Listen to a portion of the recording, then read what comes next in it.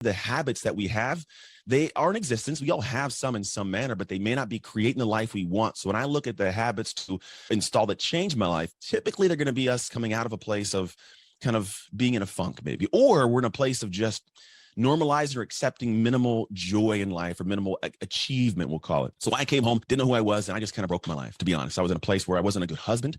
I wasn't a good father. Things fell apart. And I find myself in about 2015 really at the back end of a marriage that fell apart, and me and my ex-wife were at each other's throats. It is not a fun place to be. On top of that, my business was never really fully successful. I was always up and down. And every 2 weeks, I'm like, how do I pay rent for the facility and payroll? And then how do I pay rent for the facility and payroll and my own house? I couldn't get myself to be at a higher level. And on top of that, I wasn't in a place where I had like great relationships. And I woke up at one point and I realized I don't like this guy.